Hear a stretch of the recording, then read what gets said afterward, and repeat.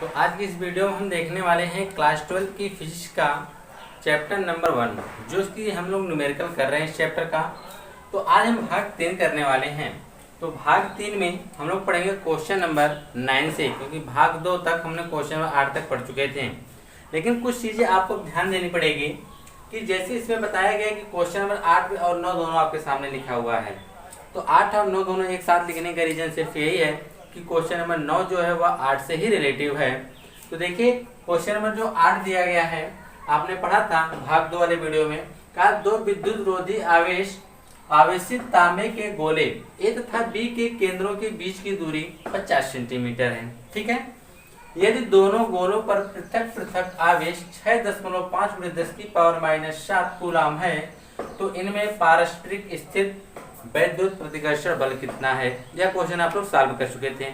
अगर आप लोग बुक में खोजेंगे, यह आपको क्वेश्चन मिलेगा 1.12 यानी 1.12 इस नंबर पर यह आपको क्वेश्चन मिल जाएगा। और क्वेश्चन नंबर 9 मिलेगा आपको 1.13, यानी दोनों क्वेश्चन एक के बाद एक आते हैं।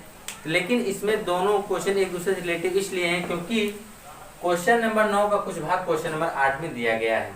जो 9 है वह 8 से लिया गया है। जैसे कहा गया, मान लीजिए अभ्यास 1.12 में, तो जो आपका यही क्वेश्चन नंबर जो 8 आपको बताया गया है वही है क्वेश्चन नंबर 1.12। ठीक है ना, आपकी बुक में जो एनसीईआरटी की आपकी बुक है, तो उसमें बताया गया है कि दो गोले ए तथा बी साइज में सर्वसम है।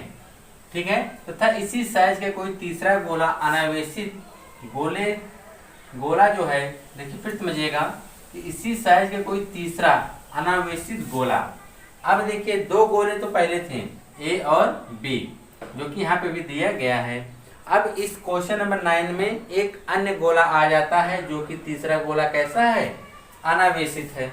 अब इस गोले को क्या किया जाता है, पहले गोले के संपर्क में, जो अनावेशित गोला आपका है, पहले उसको पहले गोले के संपर्क में रखा जाता है, तत्पश्चात दूसरे गोले के संपर्क में लाया जाता है।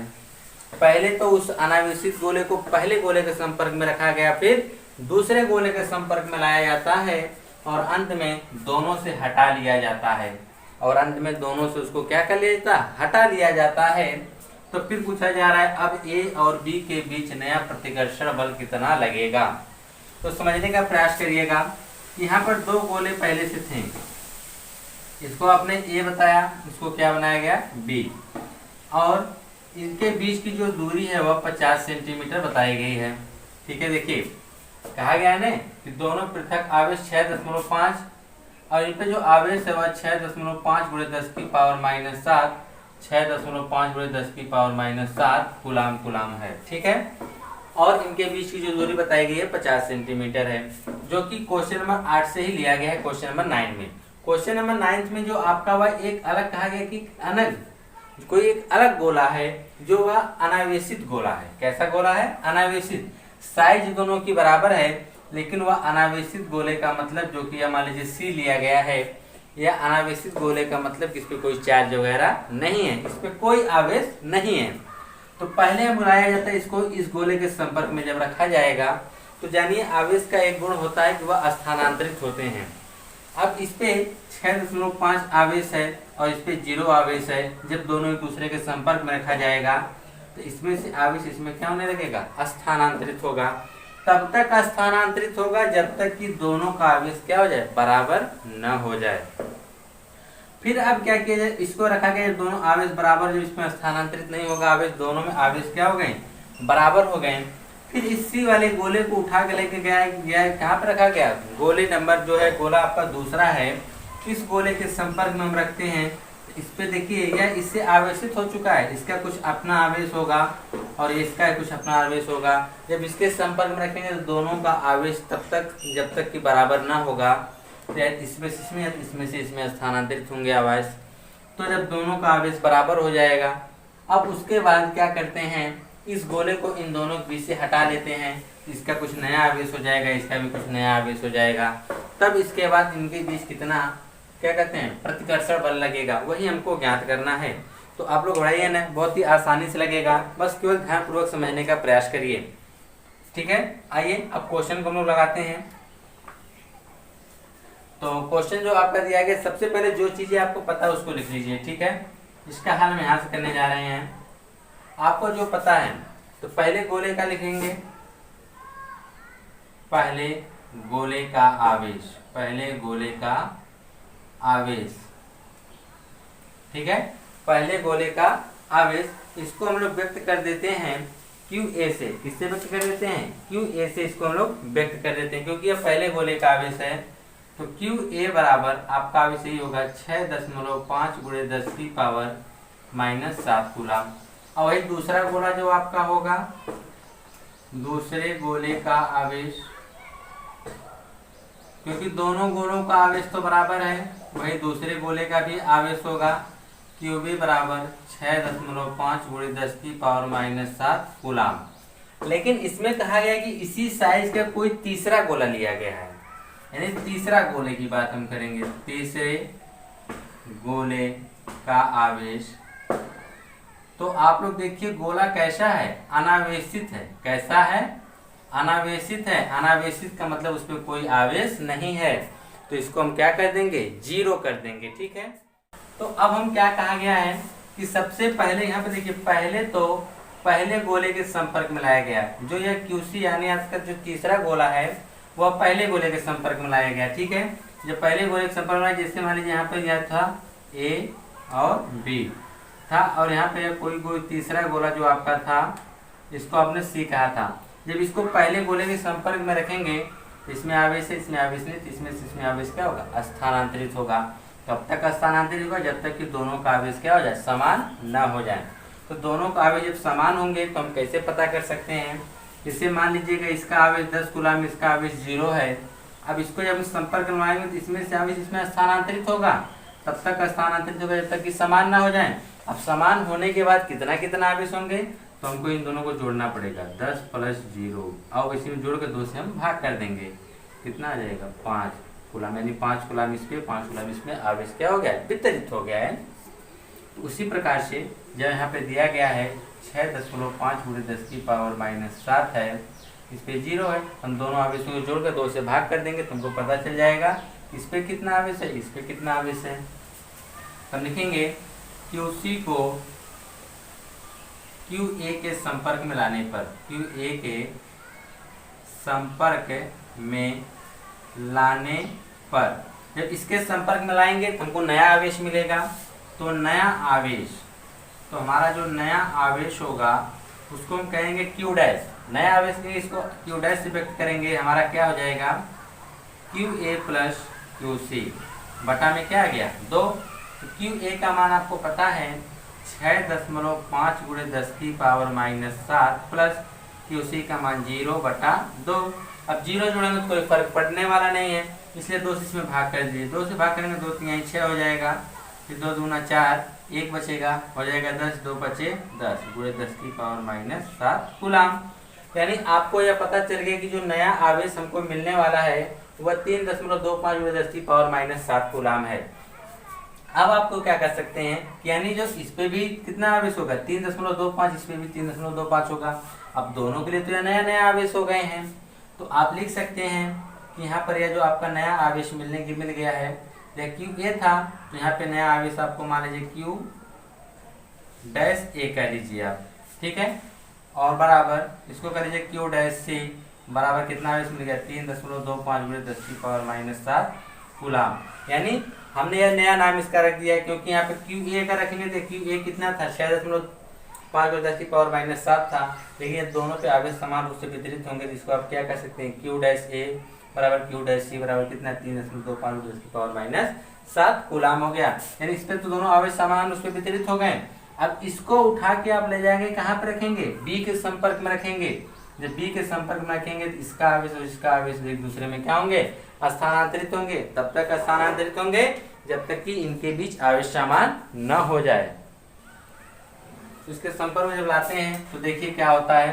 तो अब आप लिखेंगे क्यू डैश सी को, क्या लिखेंगे? क्यू डैश सी को, क्यू डैश सी को क्यू बी के संपर्क में लाने पर, क्यू बी के संपर्क में लाने पर जब इसके संपर्क में लाएंगे तो आपको फिर एक नया आवेश मिलेगा।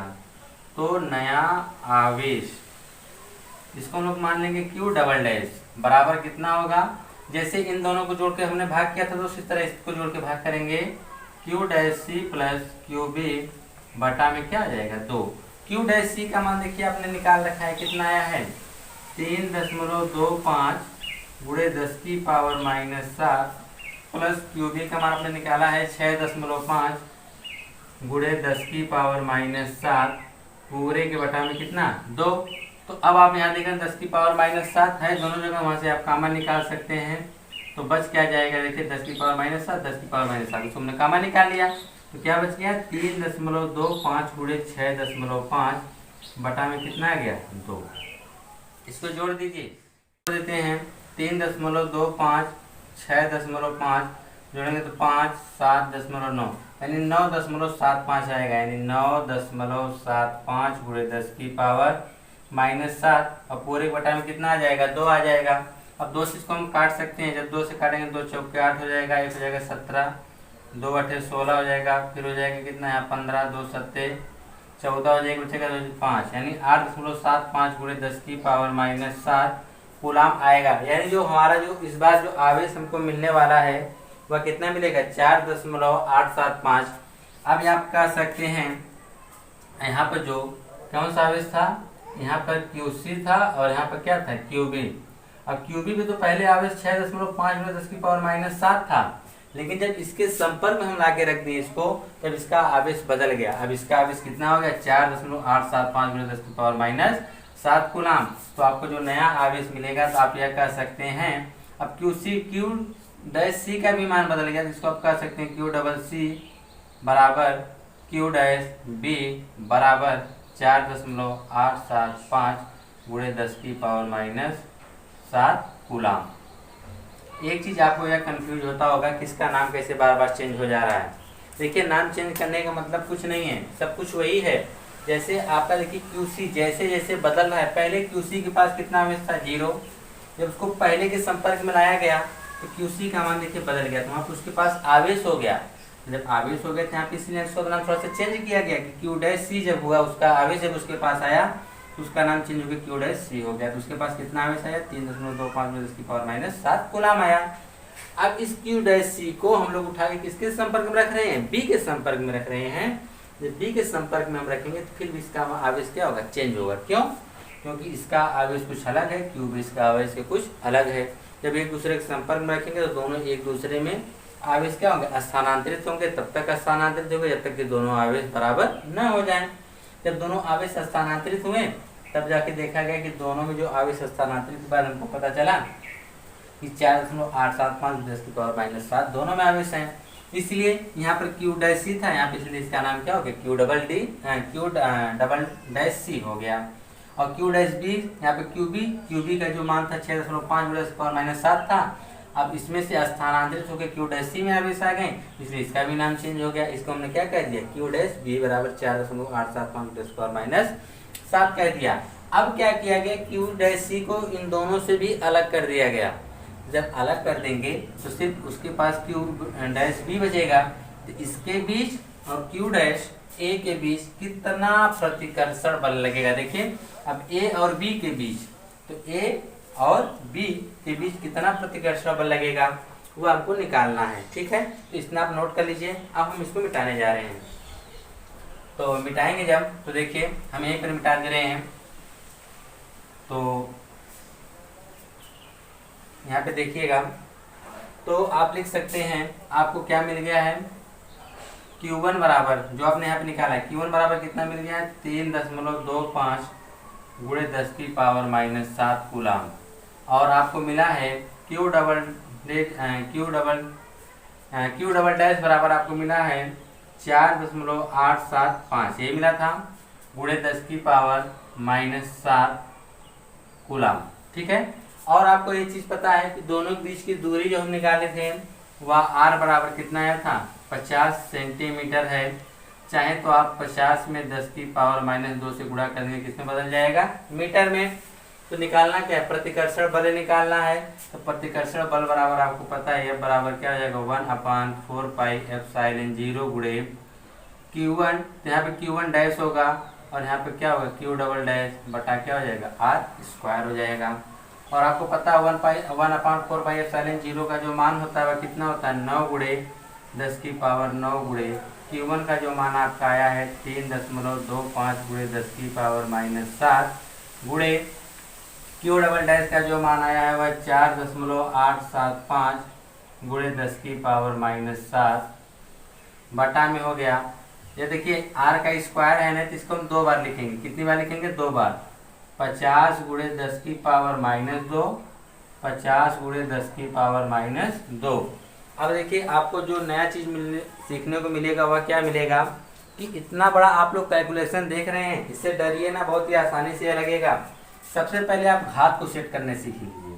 यहाँ पर 9 है तो 9 को रहने दीजिए गुणे 3.25 को लाइए इसके पास, फिर इसको लाइए 4.875 गुणे अब 10 की घात।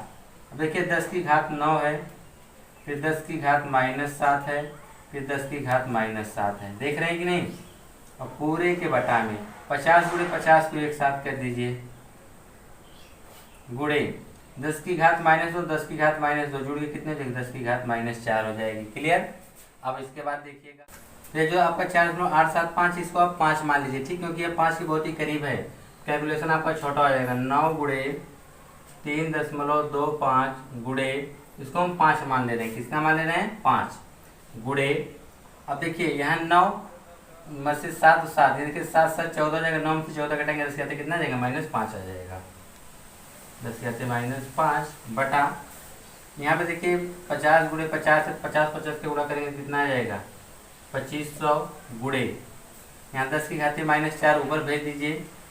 चलिए चलाने दीजिए 10 की घाते -4 अभी रहने दीजिए, ठीक है। तो अब हम देखिए इसको क्या कर सकते हैं, चाहे इसको 5 से काट सकते हैं। कितनी बार में कटेगा 500 बार में कटेगा। इसको आप देख सकते हैं 9 का गुणा कर दीजिए इधर 9 × 5 = 45 को 5 80 4 का 9 × 4 4 22 को 2 80 2 का 9 × 27 2 29 यानी यहाँ हो गया 2.29.25 गुणे 10 की पावर -5 गुणे है। देखिए यह घात ऊपर लेके जाइए कितना हो जाएगा प्लस बटा में कितना हो गया 500। 500 को आप लोग क्या लिख सकते हैं 5 गुणे 10 की घाते 2 ये लिख सकते हैं ना, तभी तो 500 आपका हो जाएगा। तो अब आप चाहें तो 5 से इसमें भाग कर सकते हैं। 5 से भाग करेंगे तो चलिए देखिए 5 से भाग कर देते हैं 29.25 में 5 चौक के 20 हो जाएगा आपका। यहाँ 9 आया 10 लगा के 2 कितना हो जाएगा 5 बार लेके जाएंगे आप यहाँ पर, तो 5 बार 25 हो जाएगा। यहाँ कितना आएगा 4.2 आ जाएगा, सॉरी 4 आएगा। 10 बढ़ा के 2 को उतारेंगे 8 बार लेके जाएंगे 40 आ जाएगा। 2 फिर 5 25 5.85 आएगा 5.85 गुणे। अब यह देखिए ऊपर इसको हम लेके जाएंगे तो अभी माइनस हो जाएगा 10 की घाते -5 + 4 फिर -2 हो जाएगा, ठीक है। क्योंकि यह घात प्लस ऊपर जाएगा तो क्या हो जाएगा माइनस हो जाएगा, यानी 5.85 गुणे। अब देखिए -7 तो -2 जोड़ा है, -5 और -2 जोड़ेंगे कितना जाएगा -7 और -7 में +4 में 10 की घात कितना जाएगा -3 आ जाएगा। और बल निकालना तो इतना क्या हो जाएगा न्यूटन, यानी 5.85 न्यूटन आएगा। तो यह था आपका क्वेश्चन नंबर 9 जो कि आपकी बुक में दिया गया है। तो आपकी बुक में मिलेगा 1.3 और क्वेश्चन हम लोग की जो लगा रहे हैं उसमें क्वेश्चन नंबर 9 होगा।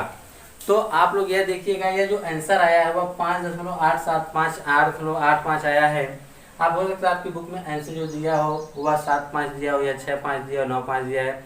एकांक अंक आगे पीछे हो तो उससे आप लोग घटाया ना करिए, क्योंकि हम लोग ने निकटतम मान यहाँ पे दिया है कि 4.875 हमने कितना ले लिया है 5, तो इसलिए आपका आंसर थोड़ा सा 10 बाद 1-2 पॉइंट आगे पीछे होगा तो उससे आपका आंसर गलत नहीं होगा। इतना आप लोग कैलकुलेशन की आसानी के लिए कर सकते हैं, ठीक है। अब आइए नेक्स्ट क्वेश्चन की तरफ चला जाए। क्वेश्चन नंबर 10 में देखते हैं कि क्या दिया गया है। यह जो क्वेश्चन नंबर 10 आपका है, यह क्वेश्चन नंबर 10 अगर आप लोगों ने बुक में देखेंगे तो क्वेश्चन नंबर ये आपको मिलेगा 1.15 के स्थान पे, ठीक है। यह उसमें बुक में दिया गया नंबर है।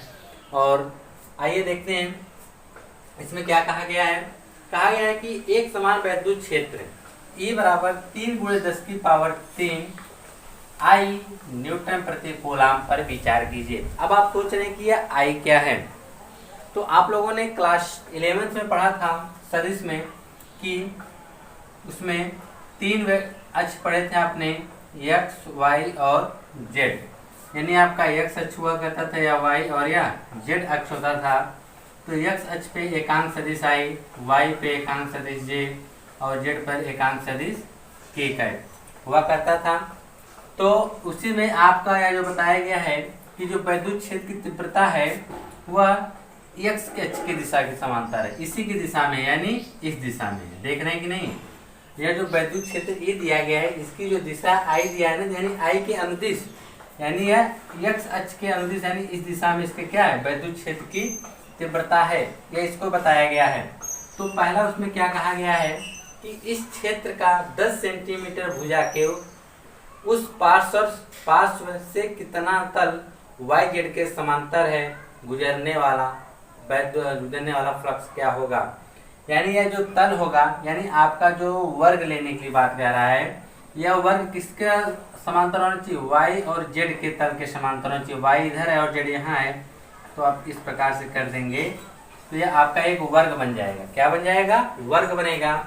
और इसका जो भुजा होगी वह सब बराबर होंगी, चारों भुजा, वह कितना माप होगा उसका 10 सेंटीमीटर माप होनी चाहिए। तो जो आप यह जो आपने तल लिया है ऐसे निकल रही है, अगर आप इसको तल इस प्रकार से तो इस प्रकार से हो जाएगा, ठीक है।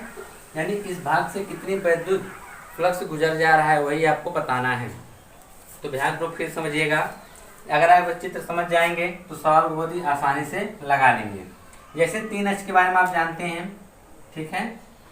3 अक्ष आपका यही होता है इस प्रकार से, इस पे होगा आपका आई कैप, यह होगा आपका जे कैप, यह होगा आपका के कैप। एक्स अक्ष, वाई अक्ष और जेड अक्ष, ठीक है।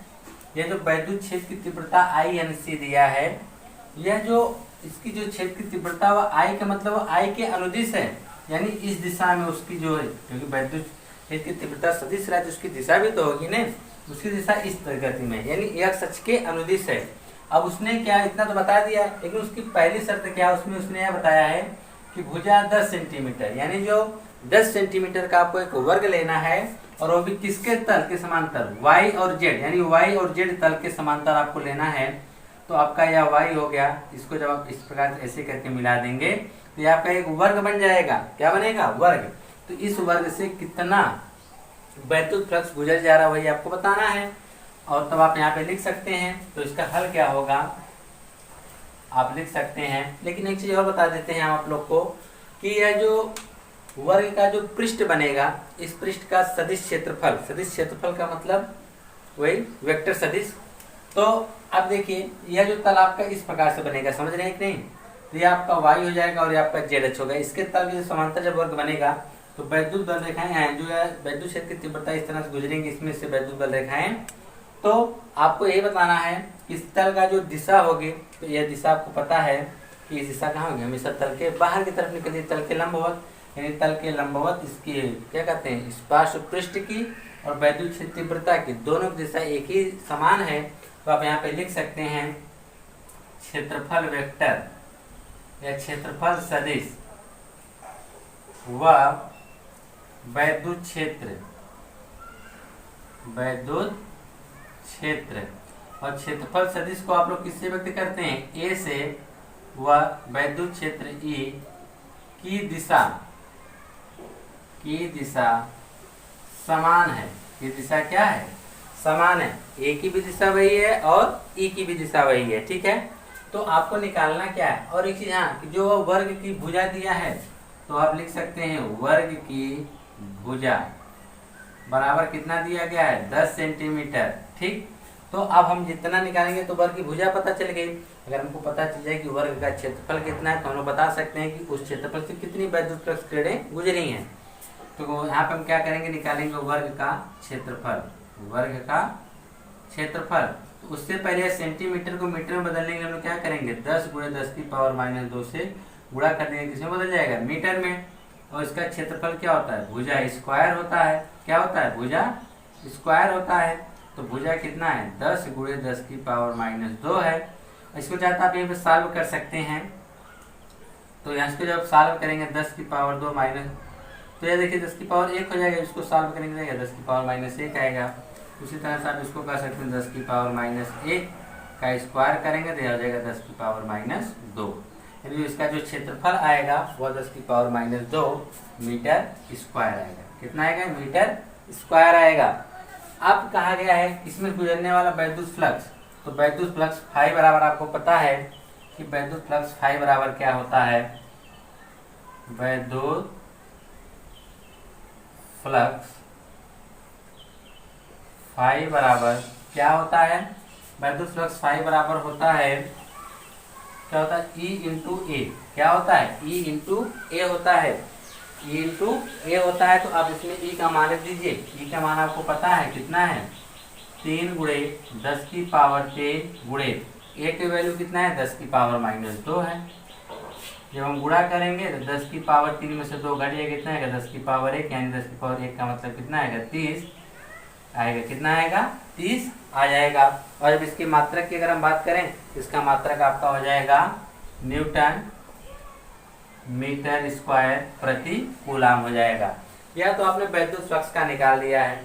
अब उसी तरह से आपको जो दूसरा दिया गया है कि इसी वर्ग से गुजरने वाला वैद्युत फ्लक्स कितना होगा यदि इसके तल के अभिलंबवत जो x अक्ष से 60 अंश का कोण बनाए। अब आपको थीटा का मान पता चल गया है। दूसरे वाले में आपको थीटा बराबर कितना दे दिया गया है? 60 अंश दे दिया गया है। तो वैद्युत फ्लक्स जब आपको निकालना है तो वैद्युत फ्लक्स फाई बराबर आपको पता है E इंटू ए कॉस थीटा होता है। ठीक है। E का मान आपने निकाला है कितना है? 3 गुणे 10 की पावर -3 है गुणे ए का मान कितना है? 10 की पावर -2 है गुणे कॉस थीटा का यहाँ कितना लिख देंगे? cos 60 अंश लिख देंगे।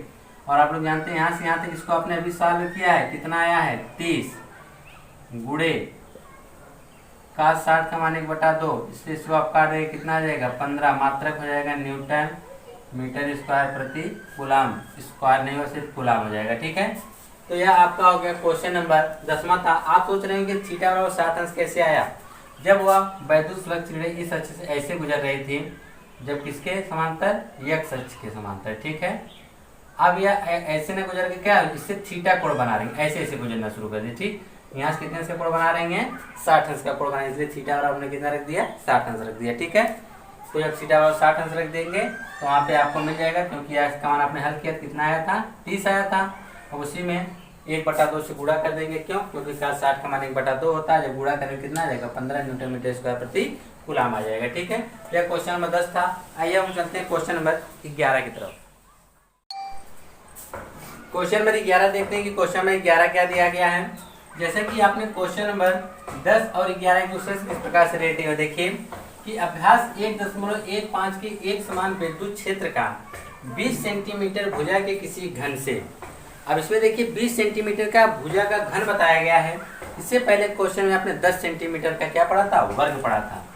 कहा गया कि जो इस प्रकार से अभी विन्यासित है कि उसके फलक निर्देशांक तनों के क्या है? समांतर हैं, तो कितना नेट फ्लक्स गुजरेगा। तो आपको यही बताना है कि 20 सेंटीमीटर भुजा के किसी घन से कितना नेट फ्लक्स गुजरेगा। तो आप सबसे पहले एक हम लोग क्या बनाते हैं? घन बना लेते हैं। ठीक है। यह एक घन बना लिया गया, इसको समझने का प्रयास करिएगा आप लोग। ठीक है। यह आपका एक घन बन गया।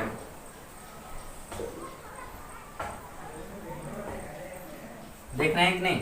यह आपका एक घन बन गया। तो अगर इसकी बात करें हम, तो आप लोग देखेंगे यह जो आपका होगा यह आपका y अक्ष होगा, और इसकी अगर हम बात करें तो आपका क्या होगा? x अक्ष होगा, और इसकी बात करें तो आपका क्या होगा? z अक्ष होगा। ठीक है। तो इसमें आपको एक चीज और बताया गया है कि इसके पहले क्वेश्चन में क्या कहा गया था कि जो भी वैद्युत फ्लक्स किरणें गुजरती हैं वह y z फ्लक्स गुजरती हैं। तो ये आपका यह y और यह z, यही तो y और z फ्लक्स हैं। इसी फ्लक्स से क्या कर रही है? वैद्युत बल रेखाएं गुजर रही हैं। जितना इस फ्लक्स से गुजरेंगे उतने इस फ्लक्स से क्या होंगी? निकल जाएंगी। जितने इस फ्लक्स से गुजरेंगे उतने इस फ्लक्स से क्या होंगी? निकल जाएंगी। और आपको पता है कि घन में टोटल 6 फ्लक्स होते हैं, 6 पार्श्व पृष्ठ होते हैं। तो आप देखेंगे ऊपर वाले पृष्ठ और नीचे वाले पृष्ठ से कोई वैद्युत बल रेखाएं नहीं गुजर रही हैं। यह सामने वाला पृष्ठ और इसके पीछे वाले पृष्ठ से कोई भी वैद्युत बल रेखाएं नहीं गुजर रही हैं। के दो पृष्ठ y और z के इस साइड और इस साइड दोनों से वैद्युत बल रेखाएं गुजर रही हैं। तो आप लिख सकते हैं, क्या लिखेंगे इसके हल में? तो यहाँ पे आप लिखेंगे कि फ्लक्स केवल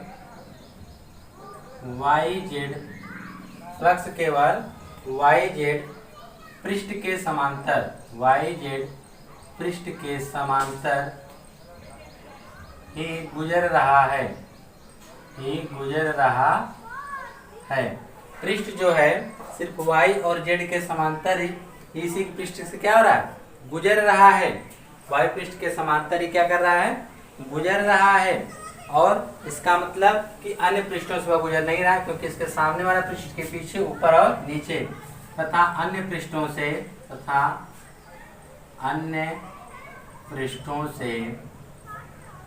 कोई फ्लक्स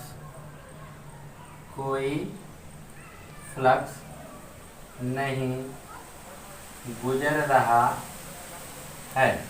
अन्य पृष्ठों से कोई फ्लक्स नहीं गुजर रहा है। और आप यह भी कह सकते हैं कि YZ दिख रहे हैं ना, YZ के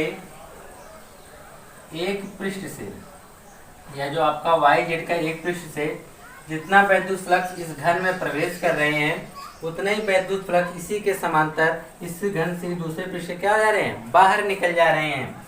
तो आप लिखेंगे YZ के एक पृष्ठ से जितना फ्लक्स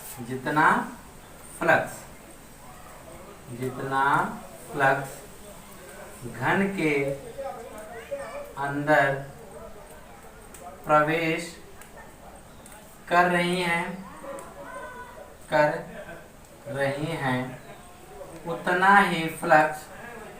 उतना ही फ्लक्स घन के दूसरे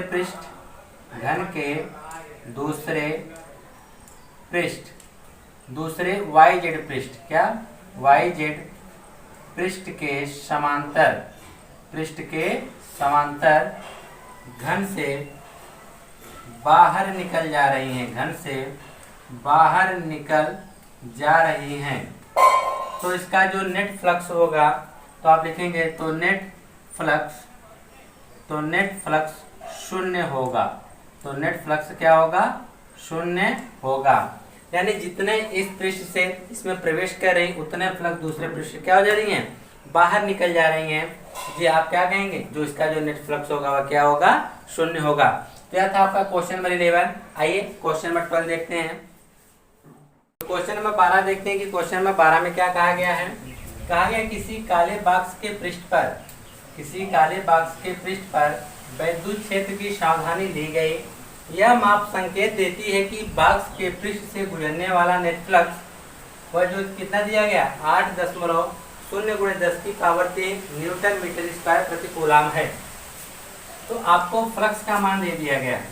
जो आपको फ्लक्स का मान दिया गया है, यानी फाई बराबर 8.0 × 10⁻³ न्यूटन मीटर स्क्वायर प्रति कूलम दिया गया। यानी वैद्युत फ्लक्स का मान आपको पता चल गया है। और आपसे पूछा क्या गया है कि बॉक्स के भीतर नेट आवेश कितना होगा। देखिए आपने गॉस की प्रमेय में पढ़ा होगा कि अगर किसी बंद पृष्ठ से गुजरने वाला जो वैद्युत फ्लक्स होता है, जो वैद्युत फ्लक्स फाई होता है, वह उसमें आवेश का 1/ε0 गुना होता है। तो यहाँ से आपको आवेश निकालना है। जब आपको आवेश निकालना तो ε0 किधर भेज देंगे, तो Q बराबर आपको मिल जाएगा फाई × ε0। तो आपको ε0 का मान पता होना चाहिए। तो ε0 का मान होता है 8.85 × 10⁻12 होता है। तो आपको निकालना क्या है? आवेश। तो आप लिख सकते हैं गॉस की